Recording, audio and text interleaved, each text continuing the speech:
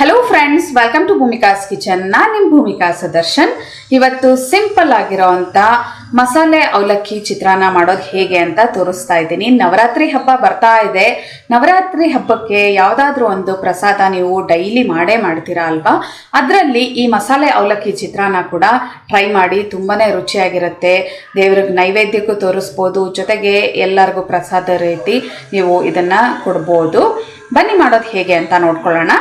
2.5 cup ಆಗೋಷ್ಟು ದಪ್ಪ ಅವಲಕ್ಕಿ ತೊಗೊಂಡಿದ್ದೀನಿ. ಅದನ್ನು ಒಂದು 3ರಿಂದ 4 ನಿಮಿಷ ನೀರಲ್ಲಿ ಚೆನ್ನಾಗಿ ನೆನೆಸಿದ್ದೀನಿ. ಅದಕ್ಕಿಂತ ಜಾಸ್ತಿ ನೆನೆಸೋಕ್ಕೆ ಹೋಗ್ಬಿಡಿ, ತುಂಬ ಮುದ್ದೆ ಆದಂಗೆ ಆಗ್ಬಿಡುತ್ತೆ. ಕಂಪ್ಲೀಟ್ ಇವಾಗ ನೀರಿಂದ ತೆಗೆದು ಬಿಡೋಣ. ಇದನ್ನು ಒಂದು 5 ನಿಮಿಷ ಹಾಗೆ ಬಿಟ್ಟು ನಂತರ ಒಗ್ಗರಣೆಗೆ ಹಾಕಿ ಮಿಕ್ಸ್ ಮಾಡಬೇಕಾಗತ್ತೆ. ಈ ಮಸಾಲೆ ಅವಲಕ್ಕಿ ಚಿತ್ರಾನ್ನಕ್ಕೆ ಮಸಾಲೆ ಏನು ರುಬ್ಕೋಬೇಕು ಅನ್ನೋದನ್ನ ತೋರಿಸ್ತೀನಿ. ಮಿಕ್ಸರ್ ಜಾರ್ ಒಳಗಡೆ 1/4 ಕಪ್ಪು ಹಸಿ ತೆಂಗಿನ ತುರಿ,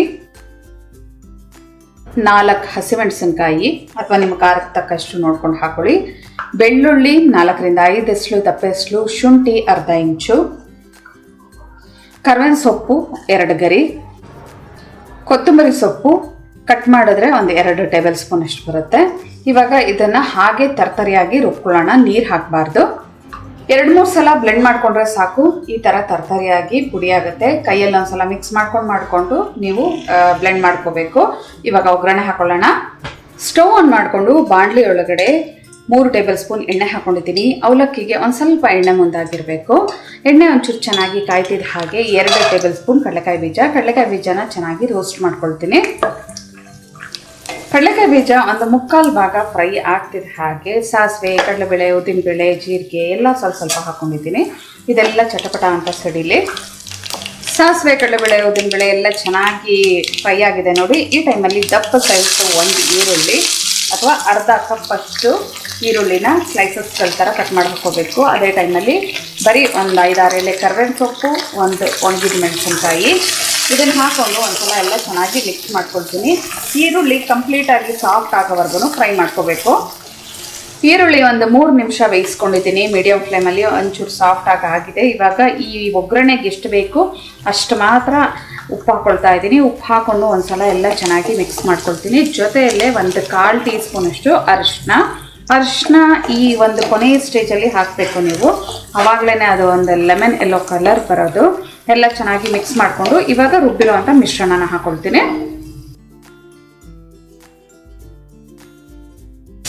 ರುಬ್ಬಿರುವಂಥ ಮಿಶ್ರಣ ಹಾಕೊಳ್ತಿದ್ದ ಹಾಗೆ ಅದ್ರ ಹಸಿ ಘಮ ಹೋಗೋವರೆಗೂ ಮೀಡಿಯಂ ಫ್ಲೇಮಲ್ಲೇ ಚೆನ್ನಾಗಿ ಫ್ರೈ ಮಾಡ್ಕೊಳ್ತೀನಿ. ಶುಂಠಿ ಬೆಳ್ಳುಳ್ಳಿದು ಹಸಿ ಘಮ ಎಲ್ಲ ಹೋಗಿದೆ.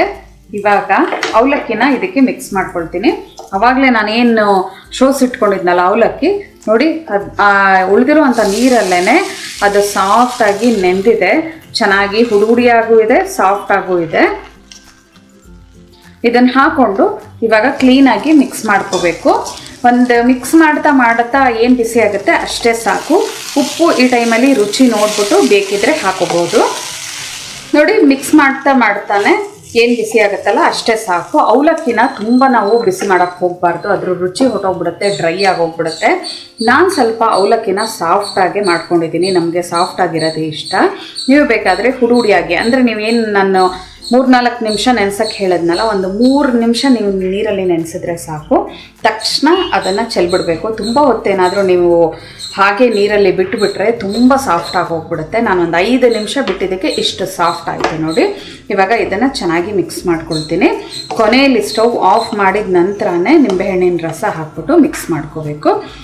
ಬ್ಲೈಂಡ್ ಯಾರಾದರೂ ಮಾಡ್ತಾ ಇದ್ದರೆ ಅವರು ಮಿಕ್ಸ್ ಮಾಡೋದಕ್ಕೆ ಕಷ್ಟ ಆಗುತ್ತೆ ಅಂತ ಅನ್ನೋರು ಕೊನೆಯಲ್ಲಿ ಹಿಂಗೆ ಸ್ಟವ್ ಎಲ್ಲ ಆಫ್ ಮಾಡಿದ ನಂತರ ಮುಟ್ಟೋಷ್ಟು ಬಿಸಿ ಇದ್ದಾಗ ಒಂದ್ಸಲ ಕೈಯಲ್ಲಿ ಚೆನ್ನಾಗಿ ಮಿಕ್ಸ್ ಮಾಡ್ಕೊಂಡು ಇದನ್ನೇ ಇವಾಗ ನವರಾತ್ರಿ ಬರ್ತಾ ಇರೋದ್ರಿಂದ ದೇವರಿಗೆ ಪ್ರಸಾದವಾಗೂ ಕೂಡ ಮಾಡ್ಬೋದು. ಅಂಥ ಟೈಮಲ್ಲಿ ಬೆಳ್ಳುಳ್ಳಿ, ಈರುಳ್ಳಿ 2ನ್ನ ಸ್ಕಿಪ್ ಮಾಡಿ. ಆ ಥರ ಮಾಡಿದ್ರೂ ತುಂಬಾ ರುಚಿಯಾಗಿರುತ್ತೆ. ಇವಾಗ ಒಂದು ಬೌಲ್ಗೆ ಸರ್ವ್ ಮಾಡ್ಕೊಳ್ತೀನಿ. ಇವಾಗ ಇದನ್ನ ರುಚಿಯಾಗಿರೋವಂಥ ಮಸಾಲೆ ಅವಲಕ್ಕಿ ಚಿತ್ರಾನ್ನ ರೆಡಿ ಇದೆ ನೋಡಿ. ಇದಂತೂ ತುಂಬಾ ರುಚಿಯಾಗಿರುತ್ತೆ. ಇದ್ರ ಜೊತೆಗೆ ನಾನು ಸಿಹಿ ಅವಲಕ್ಕಿ ಕೂಡ ಮಾಡ್ಕೊಳ್ತೀನಿ. ಯಾವಾಗಲೂ ಅವಲಕ್ಕಿ ಐಟಮ್ ಯಾವುದೇ ಒಂದು ಮಾಡಿದ್ರೂ ಸಿಹಿ ಅವಲಕ್ಕಿ ಅದ್ರ ಜೊತೆಗೆ ಇದ್ದೇ ಇರುತ್ತೆ. ಆವಾಗ 2 ಕಾಂಬಿನೇಷನ್ನು ತಿಂತಾ ಇದ್ರೆ ತುಂಬಾ ರುಚಿಯಾಗಿರುತ್ತೆ. ನನ್ನ ಕಳೆದ ರೆಸಿಪಿಗಳಲ್ಲಿ ನಾನು ಸಿಹಿ ಅವಲಕ್ಕಿ ಮಾಡೋದು ಹೇಗೆ ಅಂತ ಕೂಡ ತೋರಿಸಿದ್ದೀನಿ.